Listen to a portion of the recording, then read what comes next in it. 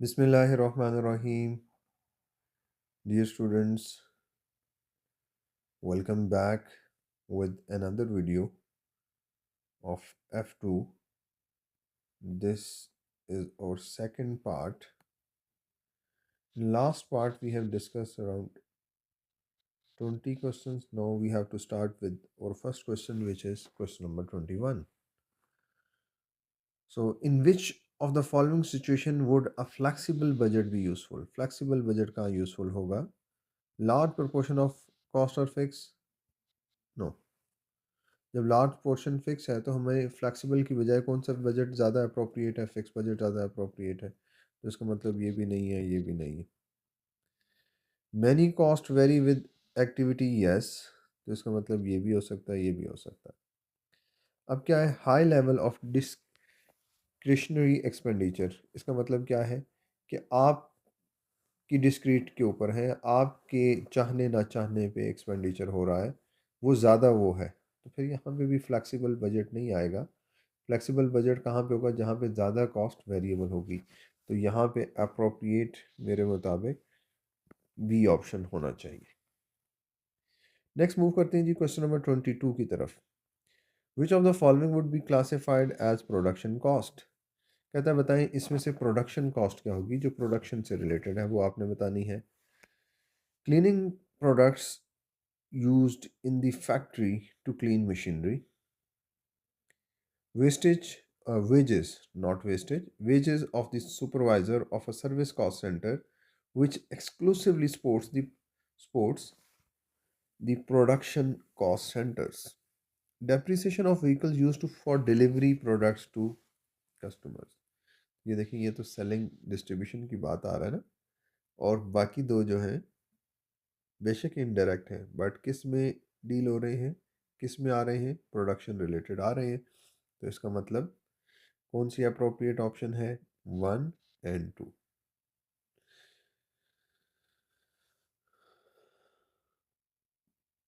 Question number 3 की तरफ चलते हैं, 23 की तरफ. आज का तीसरा सवाल. The following statement relate to responsibility accounting. An area of responsibility may be structured as a cost centre, a revenue center or profit center और एन इन्वेस्टमेंट सेंटर. यस, ये बात ठीक है. तो आप देखें 1 2 ये तीन में कॉमन है, तो सी नहीं हो सकता. Costs are categorized as being either controllable or non-controllable. Yes. Responsibility accounting में होता है ना, कंट्रोलेबल और नॉन कंट्रोलेबल में हम डिस्टिंग्विश करते हैं, तो इसका मतलब इसमें 2 नहीं है, ये भी नहीं हो सकता. अब हमारे पास दो ऑप्शन रहेगी, आइदर ए और डी. लास्ट में हम क्या कहता है जी? The concept of responsibility accounting can not be applied in variance reporting. तो वेरियंस तो फिर भी रिस्पॉन्सिबिलिटी अकाउंटिंग में तो वेरियंस रिपोर्ट कर सकते हैं, यहाँ पे वो कह रहा है कैन नॉट बी अप्लाइड. तो वेरियंस रिपोर्टिंग में रिस्पॉन्सिबिलिटी का कंसेप्ट अप्लाई किया जा सकता है. ये 3 ख़त्म हो गया, तो इसका मतलब अब 1 and 2. नेक्स्ट चलते हैं जी question number 24. A supervisor checks the quality of a metal can produced from the machine 365 in his period in his factory over a month. Are the following statements true or false? True or false? क्या कहता है जी true और false में? True और false. An example of systematic sampling is when a supervisor checks the quality of 10th metal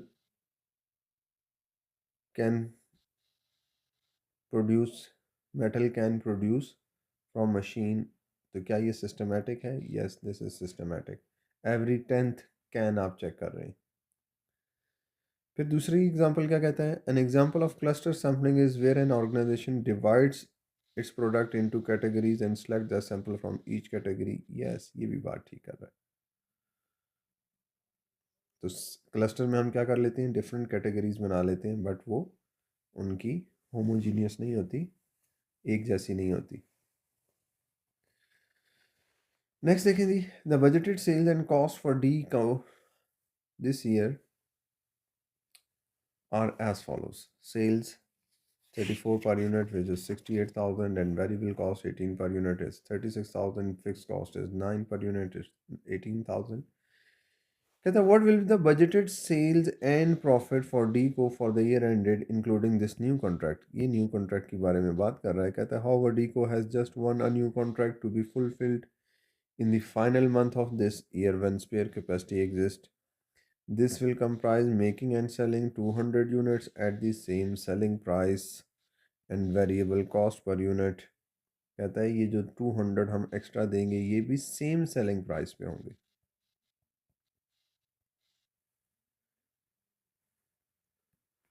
तो हमारे पास क्या आएगा 6800. हमारा रेवेन्यू टोटल कितना हो जाएगा 6800, 68,000 प्लस 6800, तो ये आ गया जी 74,800. 74, तो इसका मतलब ए को तो मैं शुरू से एलिमिनेट कर देता हूँ. अब मेरे पास ऑप्शन है बी, सी और डी. नेक्स्ट क्या कहते हैं जी same selling price and same variable cost. इसमें अब 200 यूनिट्स की और वेरिएबल कॉस्ट ऐड कर दें. 200 मल्टीप्लाई बाय 18, 200 मल्टीप्लाई बाय 18, तो वो कितनी होगी 3600. तो जब आप इसमें वेरिएबल कॉस्ट भी ऐड कर देंगे तो ये कितनी हो जाएगी जी 39,600. हमारा रेवेन्यू कितना हो गया सेल्स 74,800, वेरिएबल कॉस्ट 39,600. तो आपको पता है फिक्स कॉस्ट रिमेन फिक्स, हमारी 18 की 18 ही रहेगी. जब आप ये दोनों कॉस्ट माइनस करेंगे you will find the profit. 74,800 minus 39,600 minus 18,000, it's 17,200. Profit कितना आ गया 17,200. So B is the correct option. Next question पे मूव करते हैं. Question number 26. Demand for a product is 2,000 units per year and is evenly throughout the year. Okay. The cost of holding one unit in inventory is 12 per year and the cost of placing an order is 30. The economic order quantity model is used to determine the order size for the product. What is the length of time between receipts of consecutive orders from the supplier for this product? हमें कहना है बताएं हम जब order जो करते हैं हमें रिसीव होता है वो कितने दिनों में रिसीव होता है. तो सबसे पहले हम निकाल लेते हैं हमें नंबर ऑफ़ ऑर्डर्स चाहिए. नंबर ऑफ़ ऑर्डर्स आ जाएंगे days divide by number of orders, हमें पता चल जाएगा एक ऑर्डर कितने दिनों में मिलेगा. तो वो कैसे फाइंड होंगे. तो सबसे पहले हम ई ओ क्यू निकालेंगे. ई ओ क्यू से हमें नंबर ऑफ़ ऑर्डर्स भी पता चल जाएंगे. 2CO cost of an order D divided by CH under root. This is EOQ units. EOQ units जब आपने फाइंड कर लिए तो आप इसे डिवाइड करेंगे डिमांड से, मतलब 2000. आपके पास क्या आ जाएगा नंबर ऑफ ऑर्डर्स. ठीक है. अब साल में कितने दिन है 365 दिन है. हम कितने ऑर्डर करते हैं ये नंबर ऑफ ऑर्डर्स. तो एक ऑर्डर कितने दिनों में आता है आपको यहाँ पे डेज पता चल जाएंगे. चलो ये अब आप फाइंड कर लेंगे. नेक्स्ट क्वेश्चन पे हम मूव करते हैं.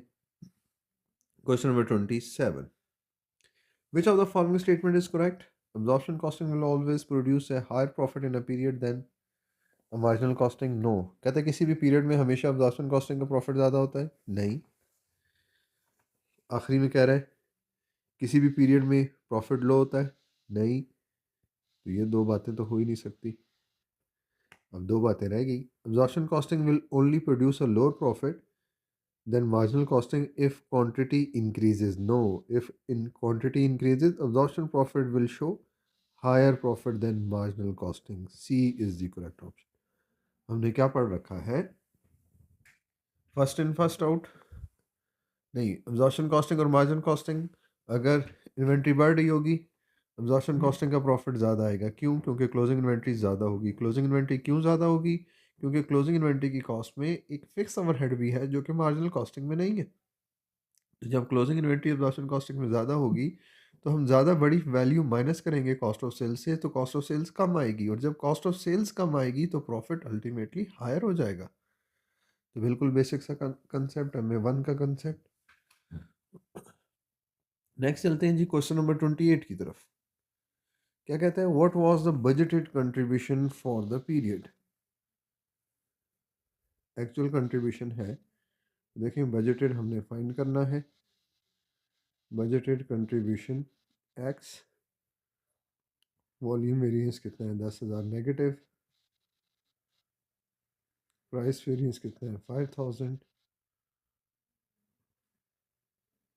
तो एक्चुअल कंट्रीब्यूशन कितना है 2,70,000।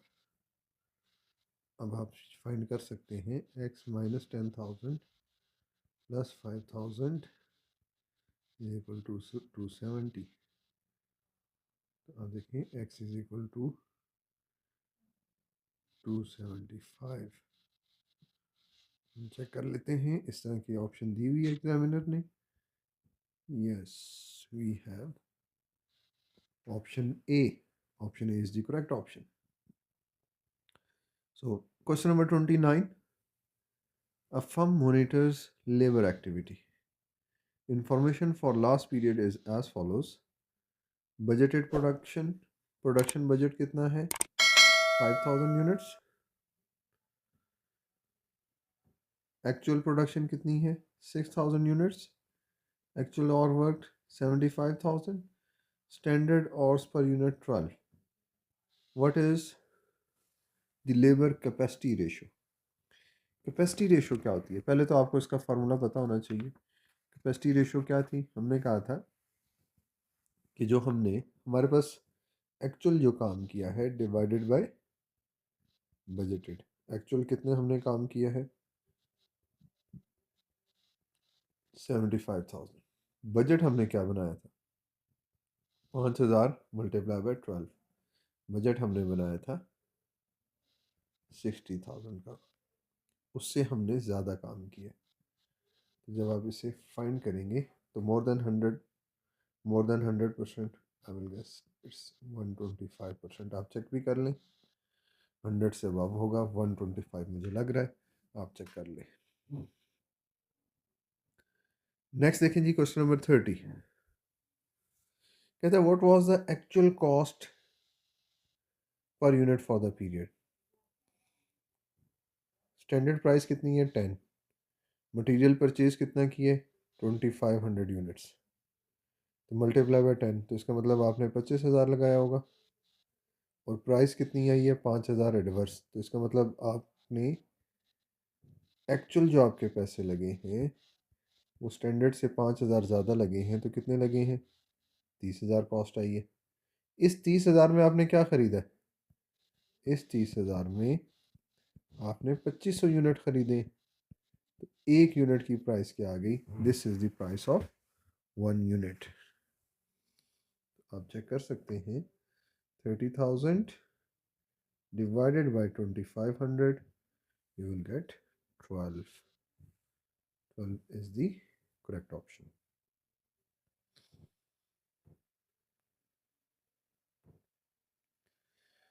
ठीक है जी, नेक्स्ट क्वेश्चन की तरफ मूव करते हैं। Question number 31, what is the standard absorption costing per unit.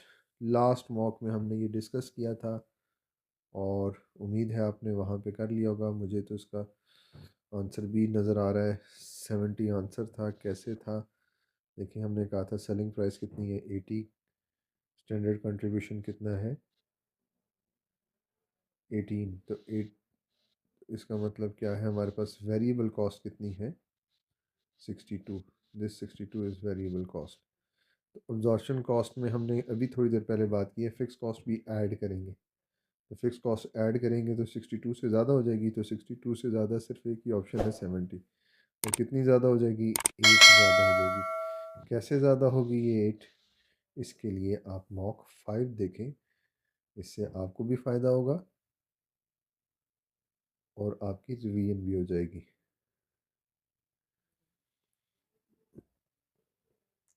तो क्वेश्चन नंबर 32 की तरफ आते हैं। Which two of the following are features of cost accounting but not financial accounting? कि कौन सी चीज़ें जो कॉस्ट अकाउंटिंग में होती है फाइनेंशियल में नहीं होती? तो ये कहाँ होता है? फाइनेंशियल अकाउंटिंग में। ये कहाँ होता है? फाइनेंशियल अकाउंटिंग में। तो ये दो कहाँ पे होते हैं? कॉस्ट अकाउंटिंग में। ये भी ऑलरेडी हम क्वेश्चंस कर चुके हैं, इसको भी आपने डिटेल देखनी है तो मॉक 5 देखना पड़ेगा। अच्छा जी, कहता है वो कौन सा मेथड है जिसमें हम प्री डिटरमिन रेट यूज़ करके ओवरहेड्स को ऑब्जॉर्व करते हैं? तो वो ओवरहेड ऑब्जॉर्प्शन होता है। क्वेश्चन नंबर 34 पे आ जाते हैं। कहता है firm uses job costing, it keeps individual job accounts and control account, which two of the following represent the correct entries in the cost control account? Direct wages, credit wage debit, work in progress, direct material return to store। तो store को return किया है तो debit store होगा, credit work in process होगा। Marketing overhead absorb by job, job deliver to customer. जब job deliver करेंगे तो हम अपनी क्रेडिट कर देंगे वर्क इन प्रोसेस को और डेबिट कर देंगे कॉस्ट ऑफ सेल्स को। ये बात ठीक कर रहा है।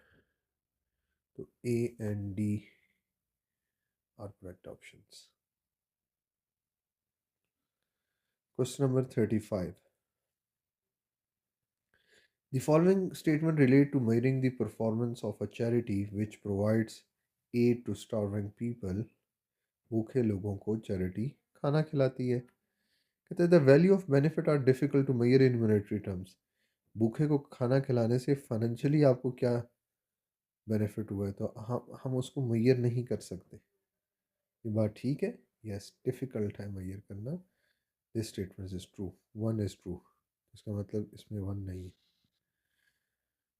Only non financial measures can be use to measure their performance. No. आप देखें, आप फाइनेंशियल भी देख सकते हैं, आप कॉस्ट पर मील भी चेक कर सकते हैं। ठीक है, तो सिर्फ हम नॉन फाइनेंशियल नहीं देख सकते, फाइनेंशियल और नॉन फाइनेंशियल दोनों देख सकते हैं। फिर क्या कहते हैं? Measurable objectives can not B set. तो ये बात भी ठीक नहीं है। आप मेजरेबल ऑब्जेक्टिव सेट कर सकते हैं कि हम कितने लोगों को खाना खिलाएंगे, ये एक मेजरेबल है ना, इसको सेट किया जा सकता है। यस, किया जा सकता है। कौन सी बात ठीक है? One only.